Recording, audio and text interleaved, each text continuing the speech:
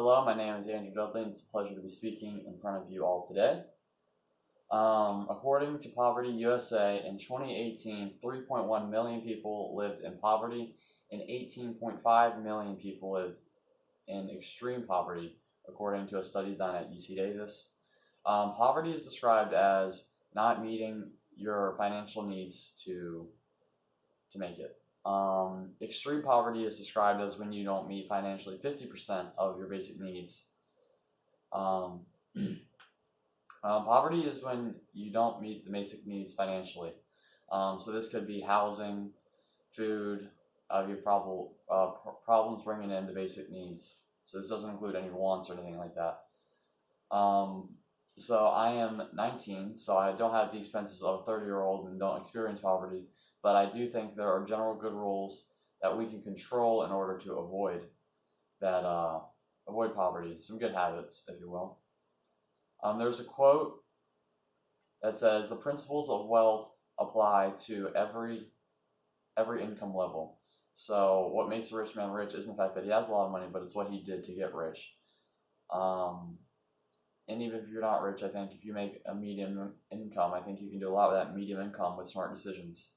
You can live a very secure life. It's not so much how much money you make, it's how you spend it, is the gist of it.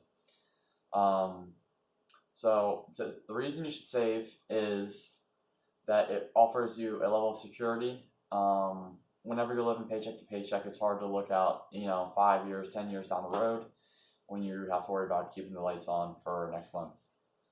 So it offers you some clearer perspective, I would say.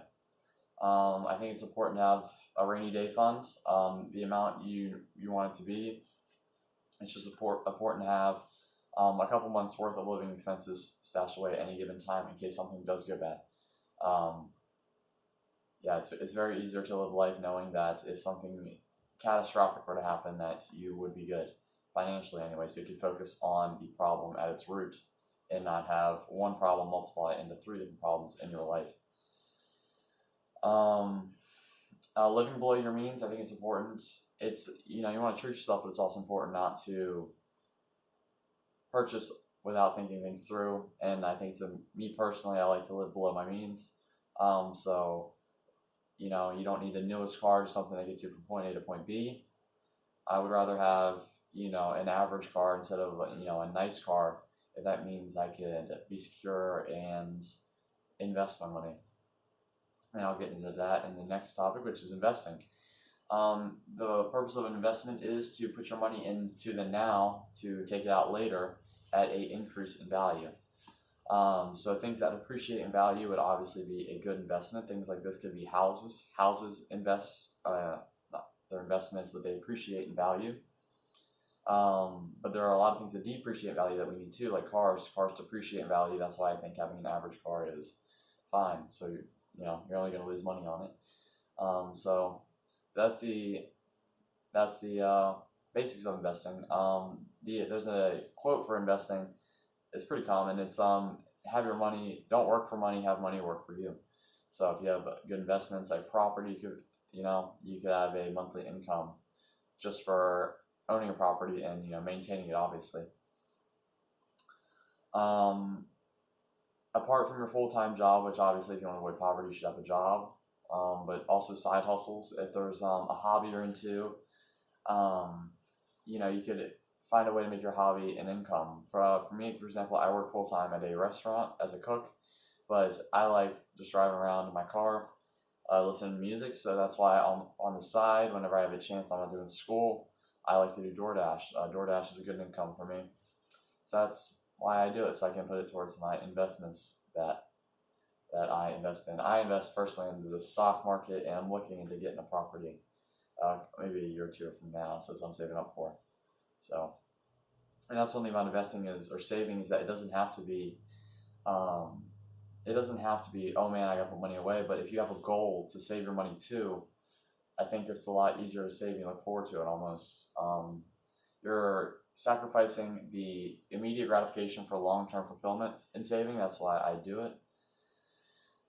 So I put over like half my paychecks away, like 60-70% of my money goes right into my savings, which will later be my investments if I choose to invest it.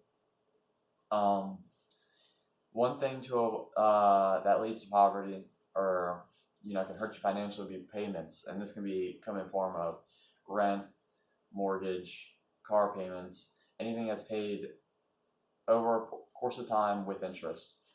Interest can really hurt a lot of people. If you get an appraisal for a car, like a $30,000 car, you have to put like $100 a month. Yeah, it sounds like, oh, I have this nice car for $100 a month, but you have to pay that at the end, and the interest rate keeps adding and adding and adding.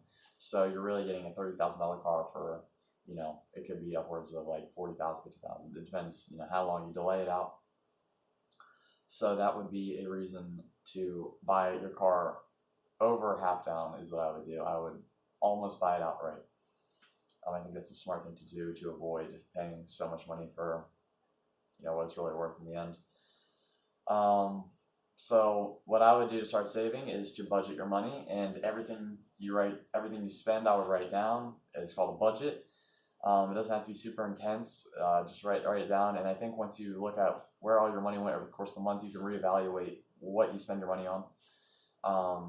So this can help paint a clear picture. Maybe if you go out to eat all the time, you'd be like, maybe I should, learn to cook from home or eat out. You don't have to stop eating out, but just watch it.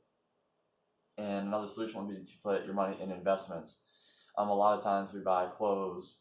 That's another thing that depreciates the value. It's really no value after you use it. I mean, it loses over half of its value if you sell clothing. So just invest your money. It can be into the stock market, you're into property. It can even be into your hobby. Like I said, if you have a hobby like you're very creative, you can open up a shop or something. That's something to think about. Reasons to go against saving was people say they like to live in the moment and say that it's not worth, you only have one life to live. But I would take that and I would say that's the exact reason why you should be saving, so you don't have to live life in constant fear financially. Life's already hard enough as it is emotionally and physically. You don't need money being a problem. People say it's too much time to save, and I disagree. I think if you can't divide like 5 minutes of your day to how you're going to save what you're doing financially, I think there's a bigger problem than money going on. The reasons to save is the happy, secure life. You don't have to worry about money. A lot of people would give a lot to go back in time and make smarter money decisions. So that's what I would do. I would just start a budget, evaluate the budget, and also take advantage of tax-advantaged accounts like 401ks and Roth IRAs. That's another investment that appreciates in value. But thank you for listening.